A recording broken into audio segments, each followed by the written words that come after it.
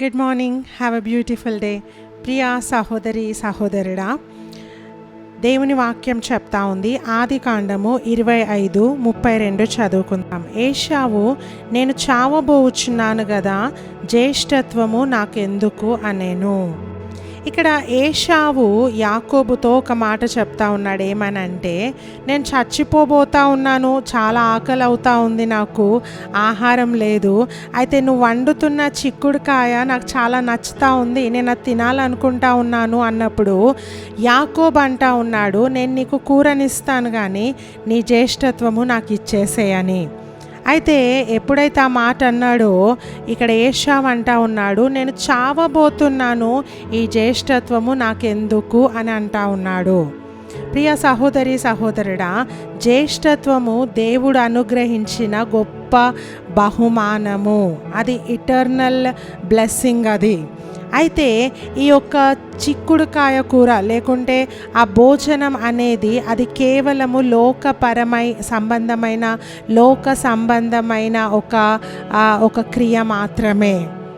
ఈ లోకంలో మనం తినేది కానీ మనం త్రాగేది కానీ ఇది శాశ్వతమైనది కాదు. ఈ లోకంలో ఉన్నవన్నీ కూడా అశాశ్వతమని వాక్యం చెప్తా ఉంది.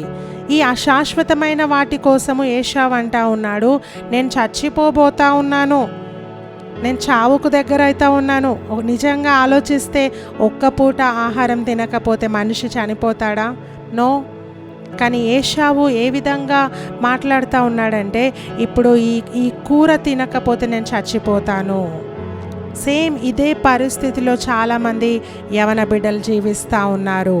సెల్ ఫోన్ లేకపోతే నేను చచ్చిపోతాను, పలానా అమ్మాయి లేకపోతే నేను చచ్చిపోతాను, పలానా అబ్బాయి నా జీవితంలో లేకపోతే నేను చచ్చిపోతాను, నాకు డబ్బు లేకపోతే నేను చచ్చిపోతాను, నాకు అందరూ చదువుకుంటున్నారు, నాకు చదువు రావట్లేదు, నేను చచ్చిపోతాను, వాళ్ళెవరో నన్ను తిట్టారు, నేను చచ్చిపోతాను కదా.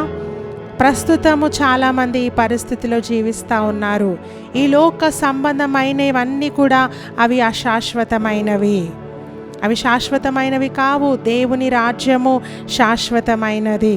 ప్రియ సహోదరి సహోదరుడా, మనము మరణించినాక మన ఆత్మ ఇంకా జీవిస్తూ ఉంటుంది. శరీరానికి మరణం ఉంది కానీ ఆత్మకు మరణం లేదు. నువ్వు ఎయిదర్ హెల్లో అన్నా ఉంటావు, ఎయిదర్ హెవెన్లో అన్నా ఉంటావు. నువ్వు మరణించాక నీ ఆత్మ ఉంటే పరలోకంలోనన్నా ఉండాలా, లేకపోతే నిత్య నరకాగ్నిలోనన్నా ఉండాలా. అయితే నీ ఆత్మ శాశ్వతమైనది కాబట్టి నీ ఆత్మ గురించి నువ్వు ఆలోచించాలా, శారీరక సంబంధమైన వస్తువుల గురించి కాదు. ఇక్కడ ఏశావు దేవుడిచ్చిన గొప్ప జ్యేష్ఠత్వాన్ని తన్నేసుకుంటా ఉన్నాడు. కారణం ఏంటంటే లోకపరమైన వాటి కోసము, క్షణముండి క్షణంలో కరిగిపోయే వాటి కోసము, అల్పమైన సంతోషాన్ని ఇచ్చే వాటి కోసము, seconds of happiness, seconds of pleasures ఇచ్చే వాటి కోసము దేవుని బహుమానాన్ని, శాశ్వతమైన బహుమానాన్ని తన్నేసుకున్నాడు ఏశావు. ఈరోజు నువ్వు అదే చేస్తూ ఉన్నావా? ప్రియ సహోదరి సహోదరుడా, దేవుడు చెప్తా ఉన్నాడు, దేవుని వాక్యము ఈ ఉదయకాల సమయంలో మనతో మాట్లాడుతూ ఉంది. శాశ్వతమైన వాటి కోసము అశాశ్వతమైన వాటిని విడిచిపెడదాం కానీ అశాశ్వతమైన వాటి కోసము శాశ్వతమైన దేవుని బహుమానాన్ని విడిచిపెట్టకు.